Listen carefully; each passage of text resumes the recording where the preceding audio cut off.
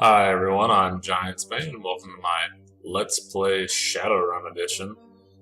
This is an old Super NES game adaptation of, if you're not familiar with it, a tabletop or pen and paper RPG called Shadowrun, which is pretty sweet. Never actually had a chance to play it yet, but after having looked at the material, the setting and everything is pretty awesome. So if you're into that kind of thing, you should definitely check it out if you haven't already.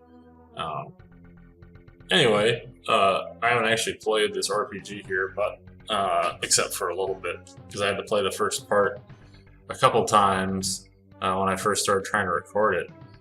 Since it's an old school RPG that doesn't really give you any kind of, or not any kind of, it gives you a little bit of direction, but it doesn't, it definitely, it's far from like hand holding that a lot of them, modern ones or more traditional like JRPGs that kind of just guide you along a path while you're playing it. So like this is where you start. You start off as a dead body in the morgue.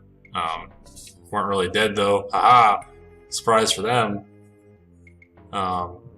And one of the things that I really like about this game is that the item interaction stuff. Like when you're looking around at the tables, you have to really pay close attention because it's really easy to miss all sorts of stuff. And then this is funny. Like while you're standing, if you're standing too close to a door while you're trying to open it, the door will be blocked by your body and you'll have to move. But yeah, like it looks like there's stuff in the fridge here, and like none of it's coming up as stuff that I can actually use. So I just move on to the next fridge over here and check it out because there's a nice little slap patch, aka healing thing in there, in case you wind up needing it. Once you get to your apartment, though, you can save there, and you get you heal when you save, so that's convenient. You can also spend your karma on stuff. From what I can tell at the earlier levels, since the stats are pretty simple in this version of Shadowrun. Here's the first guy that you talk to. He's like, "Oh hey, you had some hitmen. They were coming after you, etc., etc." And he runs away. Or he's like, "Yeah, you better keep running because these guys are coming to kill you." So I say, "Screw it," and follow him. So I did the first time, and it is indeed the right thing to do because he gets killed. Unfortunately for him, but fortunately for us, he gets killed running down this alleyway, and you can just walk up and pick up his gun.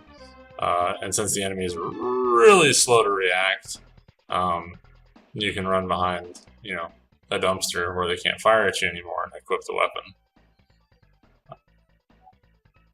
And then from there, you just run out here. I like to get close to the enemies if I can while I'm fighting, unless I have a reason not to.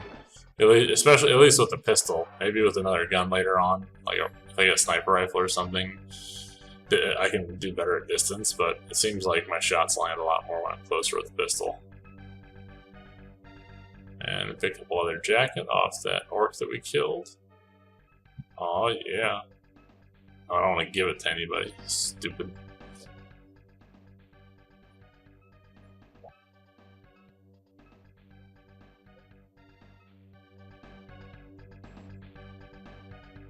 And over here we meet this cool dog.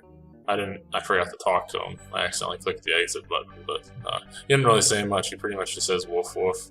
And if you try to talk to him, it says something about like the dog is very important to your future. So I'm sure he'll be important later on. Something I forgot to do was get a dog collar, but I can go back and do that because you can get the dog collar off that dog that's running around the park there. Anyway, though, so you have to come back up north because you can go any way you want, but to find your apartment, which is really, really important, so you can save your game and heal, you gotta come up to this little red building and open up this door, you find this guy passed out in here. After we examine him, we notice there's a key in his pocket, and he is on the ground next to him. Sometimes I forget the shit, but if you find something on a corpse, it just drops it on the ground, and you have to select the item separately, so.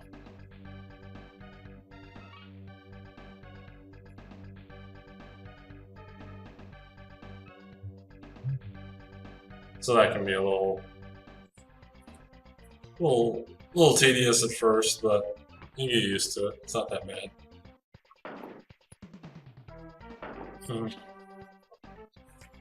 There's a guy firing at me in the back there. I was like, screw it, I'm gonna go back to my apartment.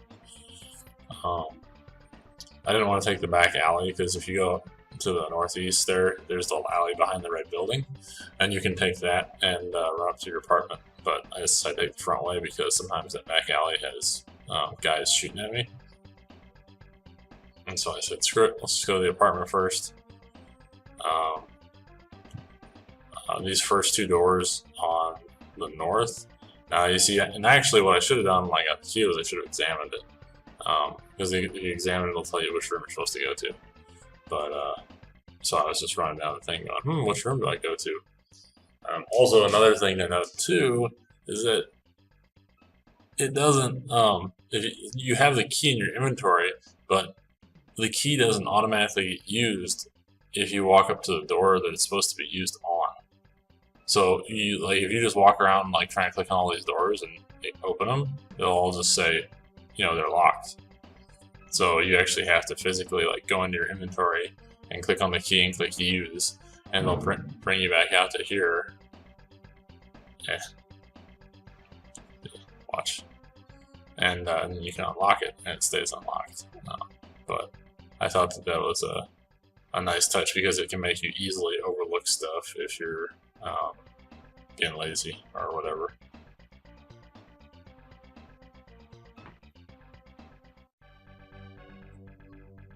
Alright, we got this little sweet apartment here. Ooh, we got a message. Let's see what's on the video phone.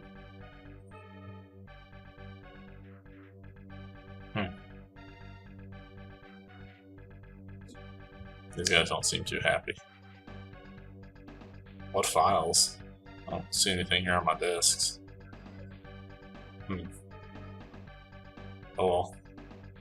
Pick up these sweet shades. And let's check out this. Let's equip these shades, because you know what? I want shades.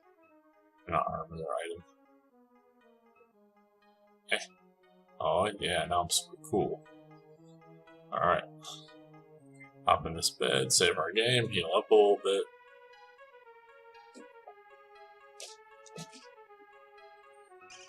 I don't have any karma yet, so I can't use it. Also, the karma is interesting because there's no like experience bar, and like when you kill enemies, you don't it doesn't tell you like how much experience you're getting, because each point of karma is valuable, but you don't get a point of karma for each enemy that you kill.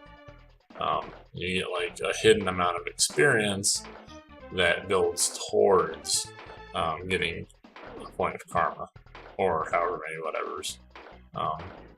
And as your stats get higher, they cost progressively more karma to upgrade. At least killing these enemies, they drop 9, which is the money in this game or world.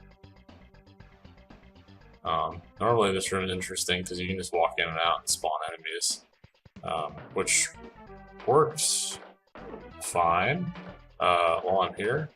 But then after I decided to leave this area, because I was like, why am I not getting any karma? This is weird. Why am I not getting any karma? And so I was okay, let me go to the next area. I'll probably try to do some farming outside of the Let's Plays. That way you guys don't have to sit here and just watch me, killing the same guys over and over again. See, we got these sweet shades on now. My guy's styling.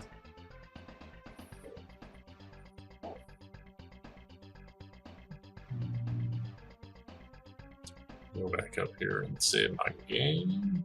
Heal up. But yeah, like early on in the game, like right now, you're super weak, and I have no doubts that you can, in a game, you know, in this particular game or a game like this, that you can easily wander into an area with enemies that would just stomp the crap out of you and like kill you right away. You take a wrong turn in the wrong neighborhood, so it's important to save your game, you know, as much as possible.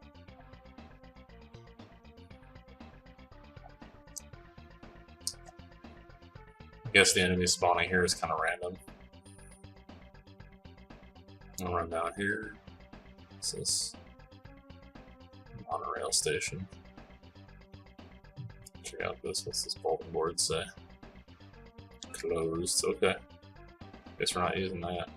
Let's go back in here and see if there's anything else in here. We didn't check that other door. Oh, well, we did, but we ran away. Let's go see if there's anybody left to kill in there. Forgot where I was going and said, oh, let me go check out this first room again. Oh wait, that's the first room. Nothing important in there anymore. Go in here. Oh look, a mage. Shoot him. Shoot her!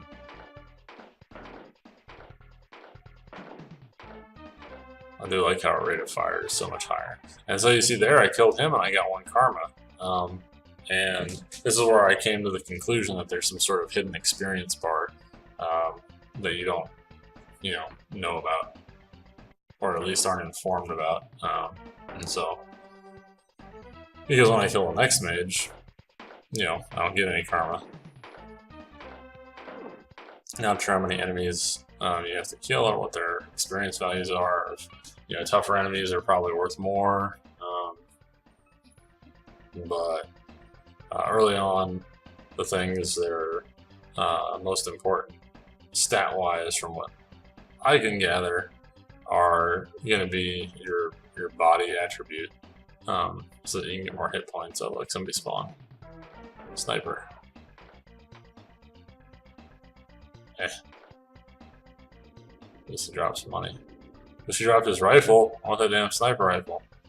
Or whatever weapon he was using. Although I will say it is nice that you don't have to deal with ammunition. At least with this first pistol that you get. And you see, this is weird, because usually this room spawns stuff all the time. So I came back and I was just kind of quizzical after I noticed that, hey, nothing's spawning here. What the hell? But let's go ahead and use our bed.